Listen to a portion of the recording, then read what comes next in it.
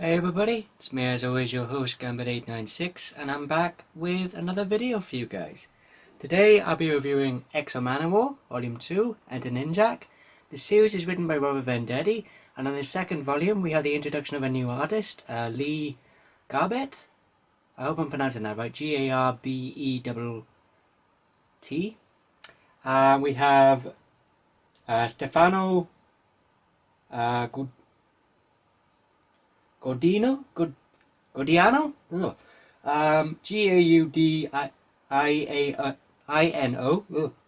And Moose Bauman coming back to do the inking and the colouring respectively. And this second volume collects issues 5 through 8 of the X-O Manowar series. For those of you who haven't seen my review of the first volume, which is By the Sword, which collects issues 1 through 4, and I'll just show you the cover to volume 1. I'll leave a link below in the description to my review of X-O Manowar Volume 1 if any of you are interested in checking out that video. So the story in Volume 2 picks up right after the events of the end of Volume 1 in issue 4, where we have our main character, Aric of Dacia, basically reeling from the fact that he's realised that he was seemingly captured by this alien race known as the Vine. He was held captive and forced to work as slave labour on their ship for 16 centuries, and so he's come back to Earth to realise that his people from the 4th century, which are the Visigoths, are long gone, and so is his wife Deirdre. And there's a really great character-defining moment where he asks a young girl in, I believe it's in Italy actually, where he asks, what year is this? And she goes, it's 2012, I'm 8 this year. And then you see Eric's reaction to that, and he even says that everything that he's once known and everything he once loved has gone, and he reacts quite justly to it soon after. And so we discover that the Vine's sort of governing body, if you will, the High Council, has dispatched a special ops team which are made up of their agents on Earth to recover the ancient suit of armour known as Shanhara, or the X-O Manowar suit, and also to retrieve Aric as well, who Shanhara has chosen to be its wearer or its wielder, if you will. But unfortunately for the Spec Ops team, Aric, being the experienced warrior that he is, and also slowly coming to grips with the powers that the X-O Manowar suit grants him, makes short work of the Spec Ops team. And we also have the Council is also making preparations for an invasion force, which they will come to Earth and invade it in order to retrieve the X-O Manowar suit if necessary. And so when the Spec Ops team fails to retrieve both the armour and Aric, then some of the Vine's agents stationed on Earth call in a specialist known as Ninjack, who's this pretty badass ninja character, as you can see there. And so we are then introduced to a character by the name of Alexander Dorian, who is also one of the surviving, or the only surviving member actually, of the Spec Ops team, which the Vine's agents on Earth dispatched to, as I said, retrieve the suit and also bring back Aric as well. And so, as you can see, Aric has been interrogating Alexander to get information out of him, and so basically we find out that Alexander, while believing the Council's orders that if he retrieves the suit and the armour, then Earth will be left out of the crosshairs, so to speak, and he'll be greatly rewarded for his efforts. But unfortunately he finds out that the Council's plans are not all that they say they are, and so he decides to do the one thing he shouldn't do, which is ultimately for the greater good, and that is to revive Aric, and also to essentially throughout the Council's plans to seemingly come to Earth and essentially annihilate it.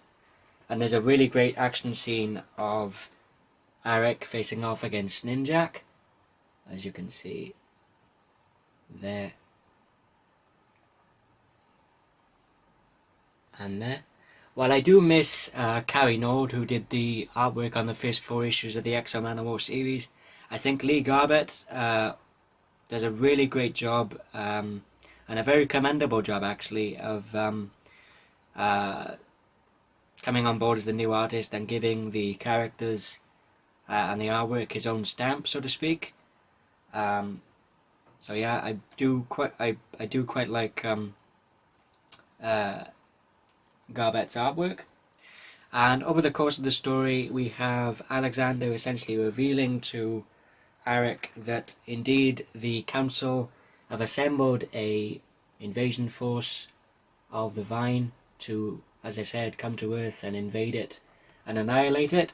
And so in order to thwart the Vine's plans and ultimately for Earth to survive, Alexander suggests that he meaning Aric and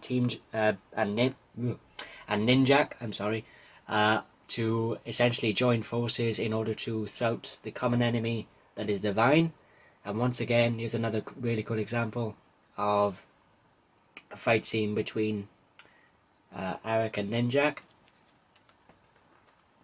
Ultimately, these two do eventually come to terms and do agree upon forming a temporary alliance to essentially thwart the plans of the Vine. There's also some really great banter and dialogue exchanges between Aric and Ninjack, especially where Ninjack and Aric are planning to storm the MI6 headquarters in London, England, where Ninjack says to Aric, "You're standing out of the open?"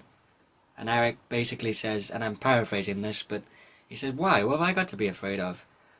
And Ninjack says, "Well, you know, armies these days don't stand out in the open and butcher each other out in the field. They do everything from a strategic standpoint and take out their enemies, you know, in a much more orchestrated and stealthily fashion," which Aric just brushes off and says, "Well, you know, that's not how my people did it," because obviously Aric is from the 4th century and was part of the Visigoths, as I said at the start of this video.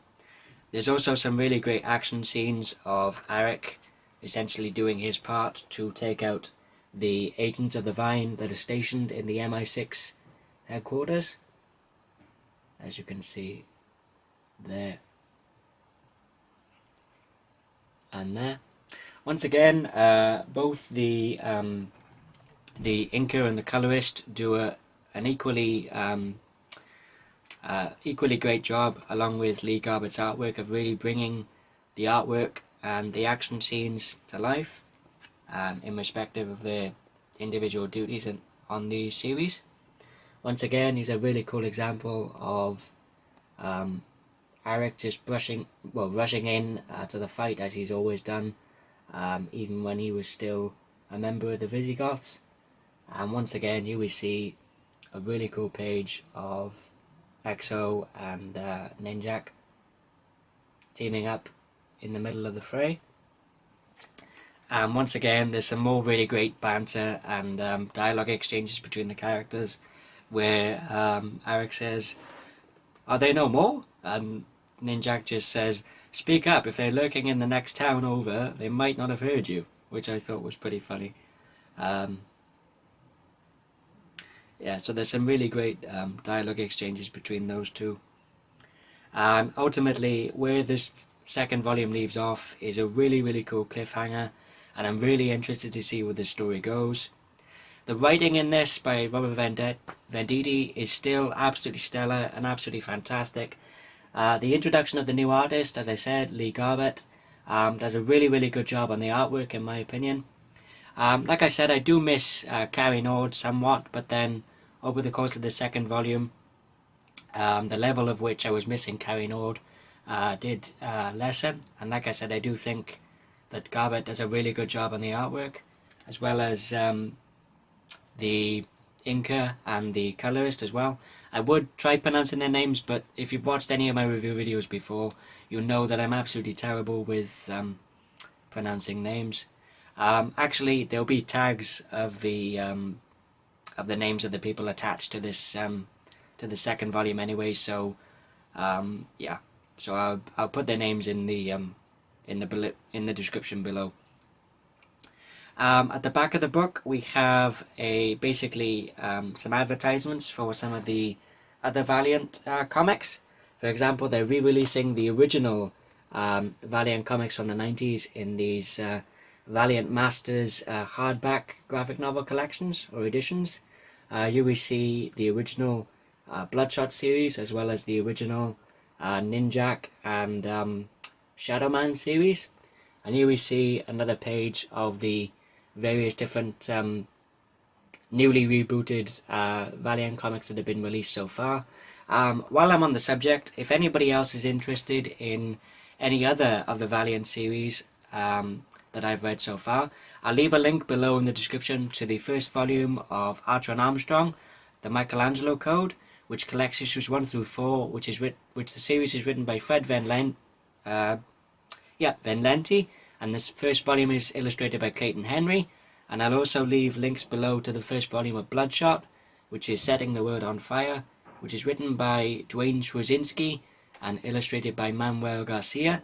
So I'll leave a link to those review videos in the description, as well as my review of the first volume of X-O Manowar. And then on the final page of the second volume, we have a brief synopsis and a advertisement for volume 3 of X-O Manowar, which is Planet Death, which will collect issues 9 through 14 of the X-O Manowar series. Again, Robert Venditti still doing the writing, and we'll have Carrie Nord once again returning to do the artwork, along with Trevor Hairsine? Hope I'm pronouncing that right. Hairsine, however you choose to pronounce that. And I'll just read you the brief synopsis. The invasion is here, and X-O Manowar is the invader.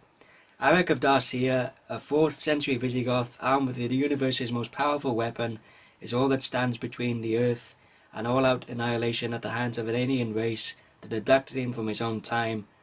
Now the day of Aric's reckoning has finally come. As his Visigoth forefathers sacked Rome, Aric will take the battle directly to his oppressors on the vine homeworld of Loam. He will decimate their armies, he will level their cities, and he will not stop until the whole of their empire is reduced to ash. This is Planet Death. So there's like I said, there's a brief synopsis and an advertisement for X-O Manowar Volume 3, Planet Death. Overall, I really enjoyed this second volume of X-O Manowar. If I had to give it a rating, I'd give it a 5 out of 5, and I highly recommend it. If you're a fan of Robert Venditti, if you're a fan of independent comics, if you're a fan of Valiant from way back, well, back in the 90s when the company was still around, which unfortunately they went into liquidation and have recently come back, and they've recently rebooted all their comics and the universe, then I'd definitely say that X-O Manowar is definitely worth checking out. Or if you're looking for something just really different to read, I highly recommend X-O Manowar. As I said, 5 out of 5 for Volume 2, Enter Ninjack. And that about concludes this review video, guys. Thank you everybody for watching. Hope you all enjoyed this video. If you did, give it a thumbs up. Didn't like it, give it a thumbs down. But as I always say, feel free to let me know in the comments below, or send me a private message telling me why you didn't like the video. And if you're new to my channel and you'd like to see more of my videos, please feel free to subscribe. And until next time, this is Gambit896 signing off, and I'll see you guys later. Take care, guys.